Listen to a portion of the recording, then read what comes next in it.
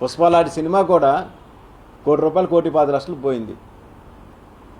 ఆ buyer loss. ఆ టైంలో వాళ్ళు లాస్ అయిన వాళ్ళు ఏంటి, ఇంత లాస్ అయ్యామంటే ఆ పెరిగిన 25,000 కూడా ఆ ఎగ్జిబిటర్ని రిక్వెస్ట్ చేస్తే ఎగ్జిబిటర్ ఏమంటాడు, డిస్ట్రిబ్యూటర్ సినిమా ఇస్తేనే ఎగ్జిబిటర్ వేయాలి. ఆ అప్లికేషన్ మీద అలా అన్నారు. దీనివల్ల ఎక్కడికి పోతుంది ఈ సొమ్మంతా అని ఆలోచిస్తే ఎక్కడ హీరోల దగ్గర టెక్నీషియన్ దగ్గర ఉంటుంది. దీనికి ఏదో ఒక మార్గం చూసుకోవాలి అన్న ఉద్దేశంతో మేమేం చేసామంటే, డిస్ట్రిబ్యూటర్లు కూడా ఈ మధ్యకాలంలో సినిమాలు మీకు సినిమాలు చెప్పాలంటే సన్ ఆఫ్ వైజయంతి, రాబిన్హుడ్, జాకు, ఈ సినిమాలు ఒక్కొక్క డిస్ట్రిబ్యూటరు ₹1,40,00,000, ₹1,50,00,000, ₹1,70,00,000 సినిమాలు కొంటే ఒక్కొక్క సినిమా ₹25,00,000,